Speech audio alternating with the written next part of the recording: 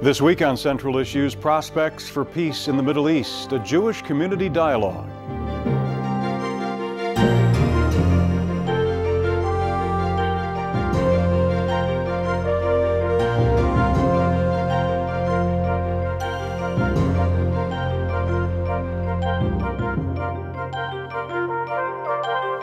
Welcome once again to Central Issues, and thanks for being with us. I'm Dan Cummings. Good to have you here. How to achieve a lasting peace in the Middle East is the subject of debate even to this very day and within the Jewish community itself. Tonight, we have the chance to hear a conversation on Central Issues to that effect. Earlier this week, you're certainly aware that Yasser Arafat has been released in a deal brokered by the United States. President Bush, late in the week, said there has been important progress, in his words, towards ending the violence in the Middle East, but Bush says Israel must negotiate an end to its occupation of Palestinian areas in the West Bank.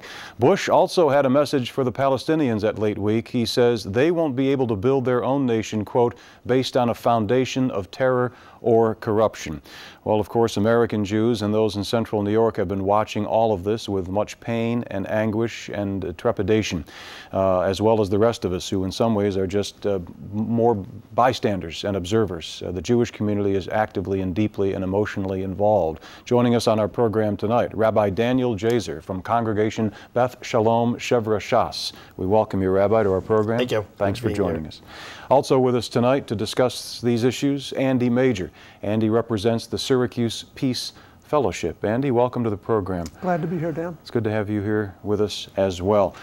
Rabbi, we talked about the President's statement on Thursday that things are looking up for peace in the Middle East. He always wants to put the best possible spin on it, but once again he takes the line that, first of all, Israel must negotiate an end, I assume a final and complete end to its occupation in the West Bank.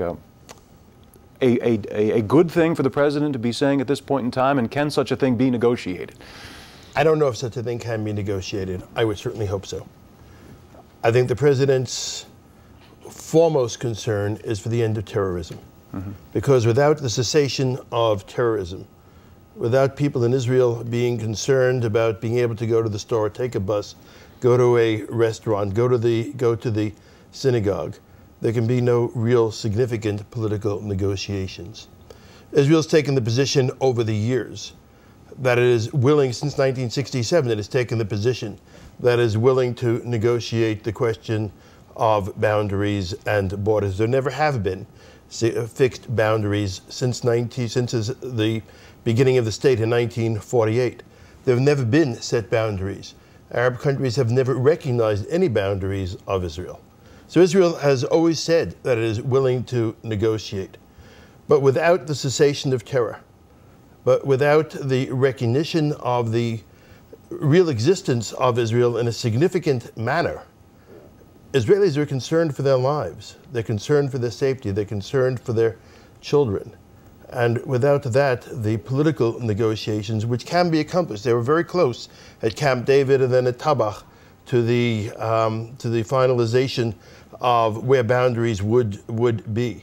But first, there must be the cessation and renunciation of terror. Well, Andy Major, that has been and continues to be the sticking point, that the violence and the terrorism must end before Israel can firmly commit and negotiate safely and securely a withdrawal from the West Bank to get these borders solidified. Where do you think it's going to go?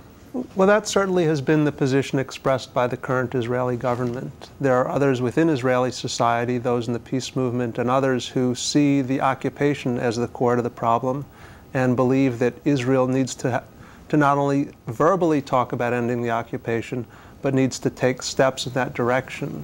And certainly the level of violence that we've seen recently is far, far greater than we saw 6 or 8 years ago. There were still occasional suicide bombings, but they didn't have support broadly from Palestinian society the way they do now. And one of the reasons for that, I believe, is that during the time when negotiations were underway, during the Oslo process, Israel continued to expand settlements in those occupied lands.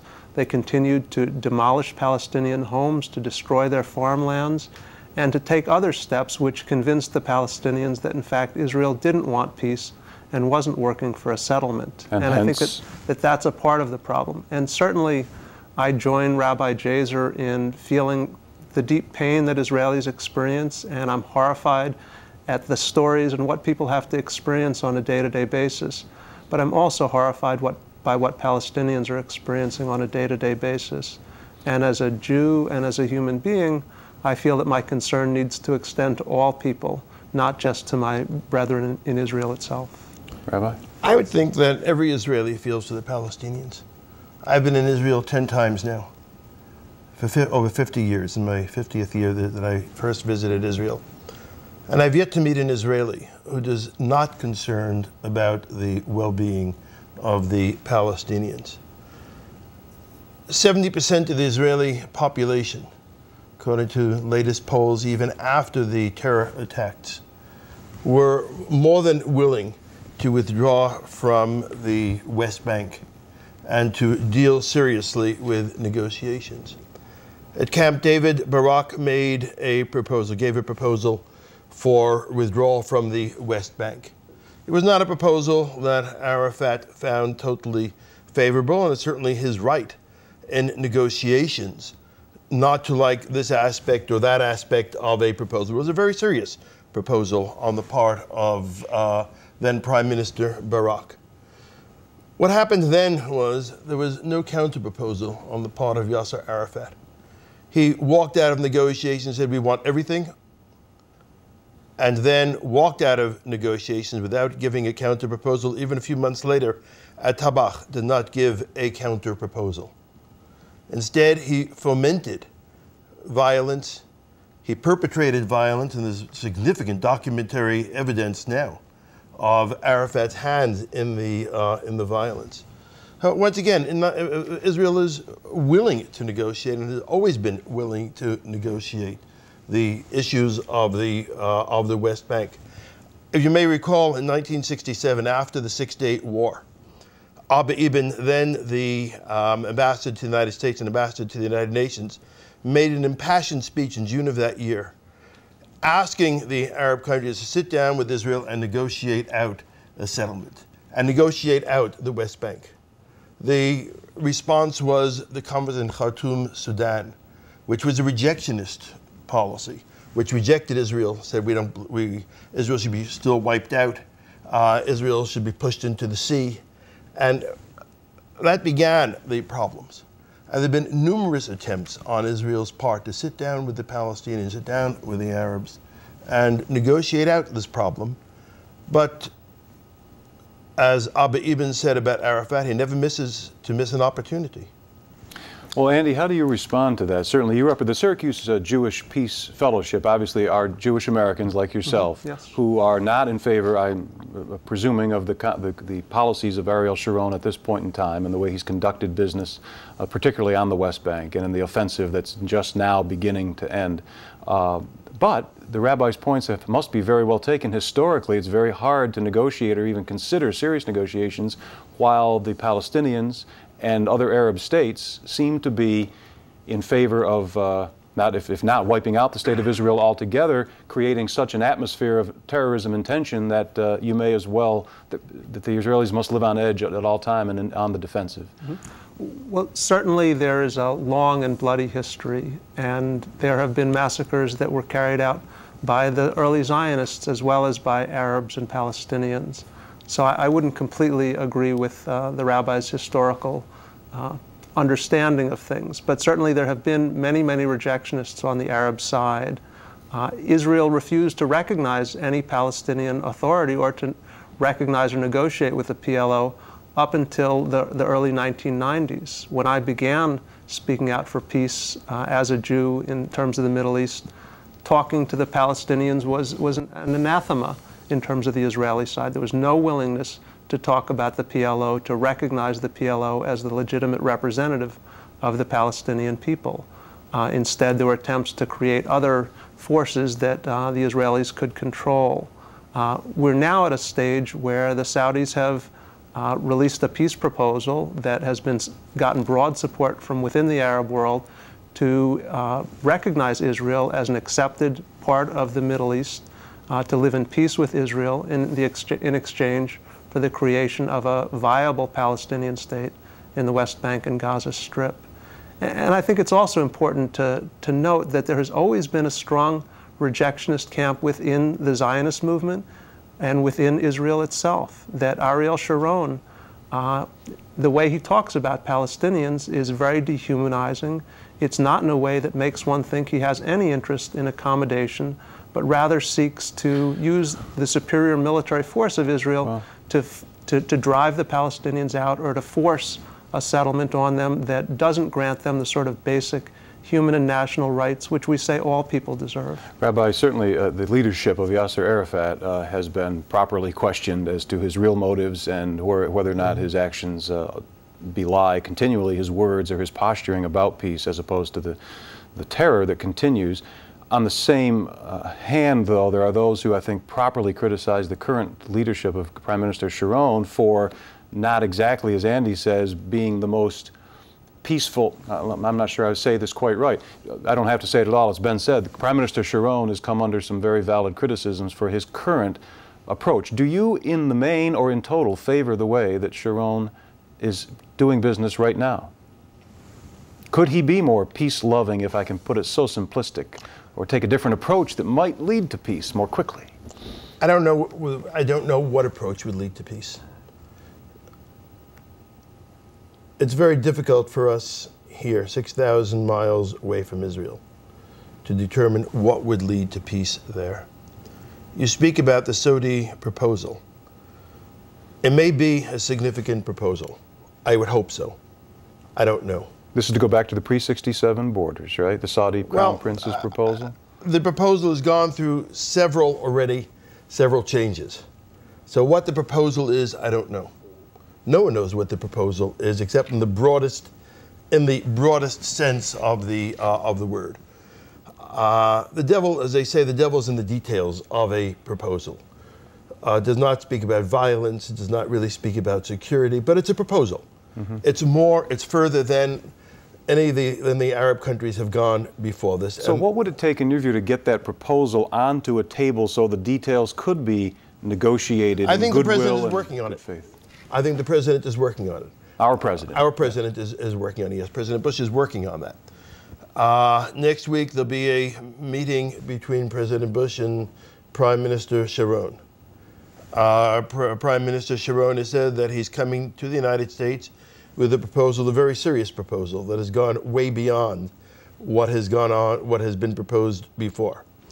Sharon has said that Israel is willing to make very serious concessions to the Palestinians.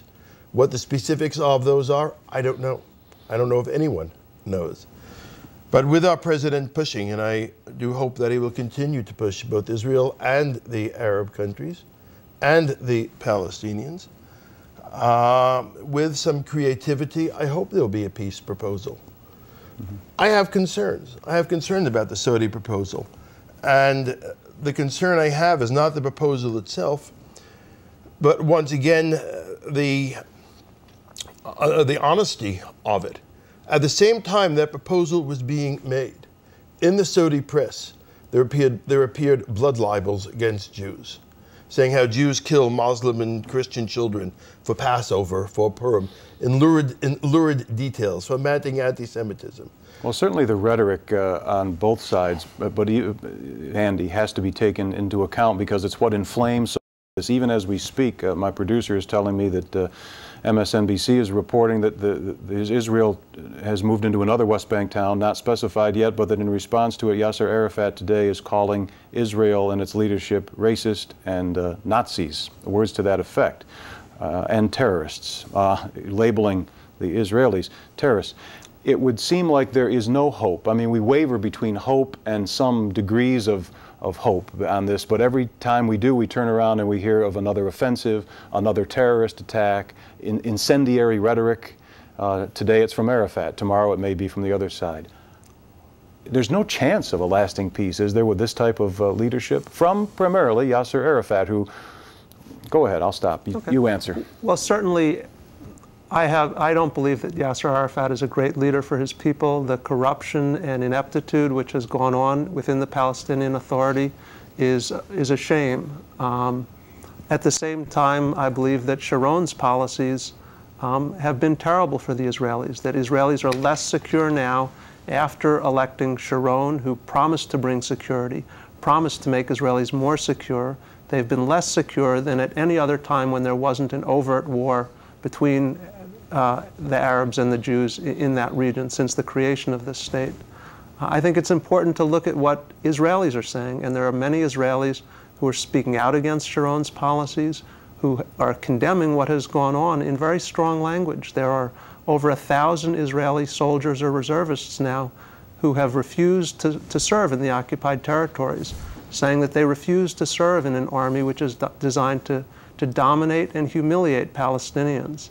And those kinds of actions, and that's what I would have hoped the UN inquiry into what happened in Jenin would have brought out, that there was just terrible humiliation of people. Hopefully, the Israelis are accurate and that there wasn't a tremendous death toll that occurred, but the level of destruction and humiliation of people is really just horrifying and has no purpose related to what Sharon said his goal was, which was to catch or to stop terrorist attacks against Israel. In fact, those kind of actions further inflame the feelings, the ideas that lead to such attacks. Rabbi, what about Jenin? I mean, could there have been fewer obstacles to that proposed investigation? Do we know enough about what went on in Jenin to make conclusions yet? Or should there be a further investigation? I don't know that we will ever know full well what happened. The laws of engagement, the laws of the rules of war, as the New York Times article had yesterday, are very unclear when it comes to situations such as that.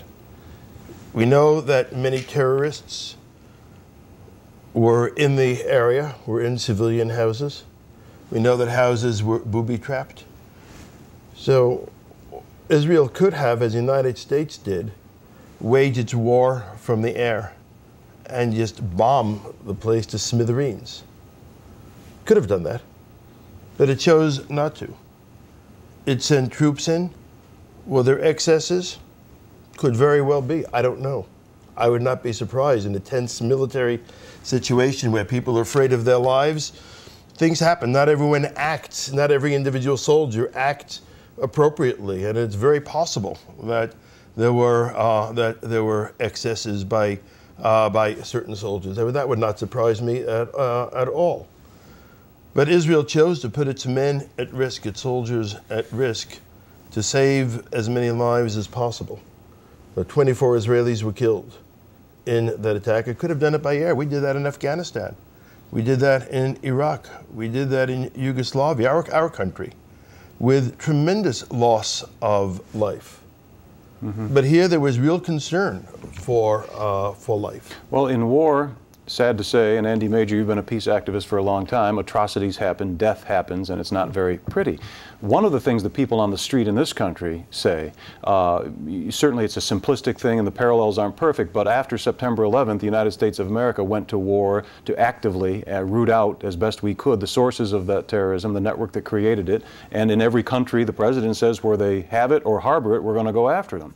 And there are those in this country who would say the Israeli leadership at this moment in time has the exact same responsibility and the exact same right, after having been the victim of so many and very recent terrorist attacks, to go after those terrorists wherever they believe them to be and root them out by whatever means necessary. Yes? Certainly that's a consistent position. It's a position that I think wasn't correct or wasn't moral for us to take as a country. And in fact, the way we took that position and the language that President Bush used made an opening for Israel or perhaps China or who knows who else to claim that their actions similarly are against terrorists and to carry out all kinds of activities which normally we would say are not acceptable. So in one way, that's another form of the collateral damage of the war on terrorism. May I stop you there just for a moment? Sure. Because these are not normal times, and beyond that, rhetoric aside, how else, since I brought it up, let me pursue it, how else would the United States of America have properly responded to September 11th, in your opinion? My preference would be to bring it back to how Israel might respond, given that that's the focus of our show here. Well, it is, but since, go ahead, make your point. Okay. my point is that clearly what has gone on is going to further inflame and escalate a cycle of violence, that the Palestinian suicide bombers of the last months weren't people who were inflamed by what had gone on in the months and years prior to that. So now in Jenin, all the people who've seen the footage of Jenin, who've heard about Jenin, that further inflames people to want to take revenge, to assert their right to legitimate nationhood, which is reasonable. To do that by terrorizing innocent people is wrong in my mind, and I don't think is going to be successful for the Palestinians either. I'm an advocate of nonviolence and would much prefer that Palestinians took the route of Gandhi, of Martin Luther King. But since they don't, what is the appropriate response on the, quote, other side? I mean, that is so at the center of this, whether you're talking about the United States of America versus terrorism worldwide, or the State of Israel versus the terrorism specifically directed at it. Well, what is the appropriate response besides ending it by whatever means possible? Well, I think there's a very important distinction between Palestinian terrorism and the terrorism of al-Qaeda. That the Palestinians have a very clear, concrete goal and very legitimate grievances in my mind. That they want an independent nation on land which was conquered during war in 1967. They want the right to create their own government, to develop an economy, to educate their children, all of the things which people all over the world want. But none of which justifies terrorism. I would hope you'd agree with that. I would agree with that none of it justifies terrorism, but I think we also, terrorism means using violence to terrorize people in order to accomplish political ends. Are things that the Israeli soldiers did in Jenin or in Ramallah or Bethlehem, where they wantonly destroyed offices, terrorized innocent civilians in an ongoing way, is that acceptable for Israel's political ends any more than it's acceptable for Hamas or Islamic Jihad's political ends? We can go around in circles this way. All day, all night. We can go around in circles this way. For years, and they have. And they have. And they have. I could point out to you that over the years after Oslo, that in the Palestinian textbooks were caricatures of Israelis as Nazis, as killers. Most atrocious type of caricatures that you've seen since the Middle Ages were normative in the Palestinian textbooks. I could show you in the Palestinian textbooks and curriculum that the children were being trained to hate. They were being trained to kill. There's documentary evidence, there's films of this and whatnot. The question is, all of that aside, where are we going now? Can there be a peace? I know that every Israeli is desperate for peace. When I was there last year, I've never seen the country in despair as I did at that time. I've been there in good times and bad times. I've been there at times of violence and times of optimism. But what I saw last year after Camp David, after Arafat walked out without even further negotiations and fomented the Intifada and fomented the continued and upshot of violence, no matter whom I spoke to, from the peace people to the right wing, from the Orthodox to the secular, everyone was in despair. They did not know how to respond. Well, they're despairing, but they're peace-loving too, you say, Rabbi. Yes. And Andy Major, assuming that there is peace-loving people on all sides of this issue, I guess the problem remains, as we say on bumper stickers in this country, and so properly so, there can be no peace without justice. There also can be no peace without security. I mean, Israel cannot remain peaceful if they don't feel secure, and I guess the Palestinian people, without a secure state of their own, with firm borders, inviolate borders, can feel secure. So who's going to help them on both sides feel and be secure? The United States of America, the United Nations, an occupying force of blue-helmeted UN troops? What is? We only got a couple minutes left, so spell out your diagnosis for peace. Okay. I think there needs to be much greater international involvement. The United States and President Bush have clearly shown an unwillingness to be even-handed in this situation. We are Israel's major supplier of economic aid and weaponry in the world. We have vetoed more resolutions condemning Israeli actions than anyone else has vetoed anything in the UN Security Council. So the United States is not an honest broker. At the same time, we're clearly the world's only superpower, so we need to be involved. But I think there needs to be European involvement and UN involvement as well in order to move the process forward. I think that right now, having some sort of UN or international force on the ground to try and keep people apart, to try and prevent things from escalating, is a very important step. But I also think that Israel needs to make a clear commitment to ending the occupation. And that may need to happen unilaterally at this point in time. Because, you know, certainly there have been Arabs and Palestinians who've said in the past that they wanted to drive Israel into the sea. But I think it's pretty clear at this point that that's not a feasible option in terms of the military power that Israel has. And also, my experience talking to Palestinians, both while I was there as well as in this country, is that their focus is that they want their own homeland. That they're angry at Israel, but that if they have a homeland, if they can begin to construct a life for themselves, they're not going to be so worried about what Israel's doing, assuming they're not being humiliated on a daily basis by Israeli soldiers. Rabbi, can some or all of that happen? Should it? I would hope. I am always optimistic. I think that I differ with Andy. I don't think the Europeans have at this particular point much of a leg to stand on. The anti-Semitism that we've seen in Europe over the past half year or past year has been terrible. The one-sidedness of the Europeans has been atrocious. What about the U.S. as a broker? I think the U.S. is the only broker, the only hope at this time. And the UN? I don't, but that, unfortunately, as much as I would like to put faith in the UN, I just don't at this time. I think at this particular point, the U.S. has a very vital role, a very important role to play. Despite the fact that some of the Palestinians may view it with suspicion, I think they still have faith in the United States, and Israel has some faith in the United States. Rabbi, would you, 10 seconds, would you favor a unilateral pullout of the occupied territories? Yes. I don't know if I would or not. I don't know. I think this is up to the Israelis to decide. I live here in security, 6,000 miles away. I cannot make that decision. Easy for us to say. Easy for us to say. Well, I really appreciate both of you being here. Our time's up. Andy Major from the Syracuse Jewish Peace Fellowship, thank you. Good to be with you, Dan. Rabbi Daniel Jezer, thank you so much. Thank you for having us. We're streaming this program on WCNY.org, so thank you for watching and logging on, and we'll see you next week at this time.